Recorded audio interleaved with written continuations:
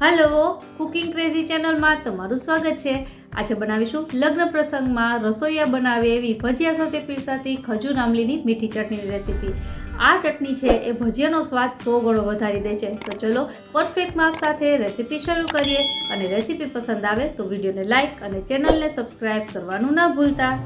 तो प्रसंग में बने एवी खजूर आमलीनी मीठी चटनी माटे मैं अहीं 1 कप जेटलो ठळिया वगरनो खजूर लीधो छे। त्यारबाद 1/3 कप जेटली आंबली और 1/4 कप जेटलो गोळ। हवे आ बधी वस्तुने आपणे कूकर में एड करी देशुं और त्यारबाद 1.5 ग्लास जेटलुं पाणी एड करी अने मीडियम गैसनी फ्लेम पर 2 विसल सुधी आ बधी वस्तुने बाफी लेवानी छे। जो तमारी पासे टाइम होय तो तमे आ त्रणेय वस्तुने पलाळीने मिक्सर में पीसीने बनावी शको छो, पण आ जे रीत छे एकदम इन्स्टंट अने सहेली छे।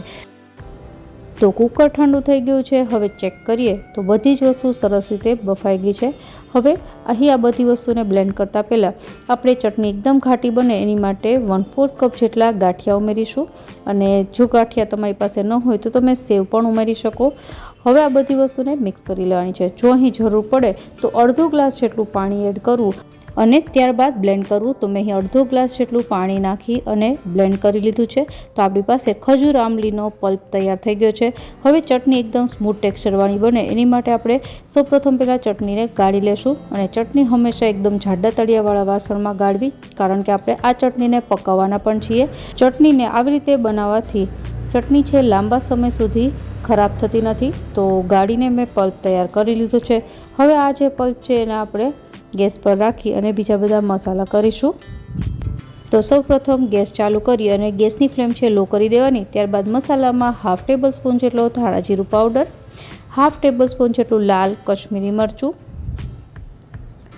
मीठुं स्वाद प्रमाणे मैं 1/2 टीस्पून जेटलुं लीधुं छे।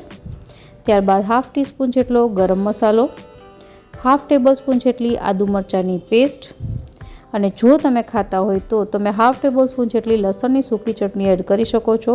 આ જો ન ખાતા હોય તો સ્કીપ કરવી। હવે આ બધી વસ્તુને સારી રીતે મિક્સ કરી દેશું। તો તમે જોઈ શકો છો બધા જ મસાલા મેં સારી રીતે મિક્સ કરી દીધા છે। હવે સૌથી છેલ્લે આપણે 1 ટીસ્પૂન જેટલા સફેદ તલ ઉમેરી દેશું અને એને મિક્સ કરી લેશું। હવે આ ચટણીને આપણે લો ટુ મીડિયમ ગેસની ફ્લેમ પર 5 મિનિટ માટે ઉકાળવાની છે।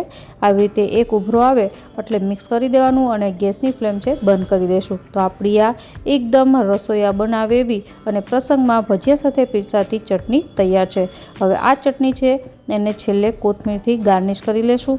आ चटनी ने सर्व करता पहला ठंडी करवी खूब ज जरूरी है और आ चटनी है ठंडी थशे एटले एनुं टेक्सचर अत्यार करता थोड़ुं वधारे थीक थई जशे। तो चटनी है ठंडी थशे एटले आपणे चेक करीशुं। तो तमे जुओ तो अर्धी थी पौणी कलाक में चटनी ठंडी थई गई है और तमे जो पहला करता एनुं टेक्सचर है थोड़ुं थीक थई गयुं छे। तो बस आपणी आ रसोईया बनावे एवी खजूर आंबलीनी मीठी चटनी जे भजिया साथे पीरसाय छे तैयार थई गई है। तो आशा राखुं रेसिपी जरूरथी पसंद आवी हशे। फरी मळीए नवी रेसिपी साथे, त्यां सुधी बाय बाय।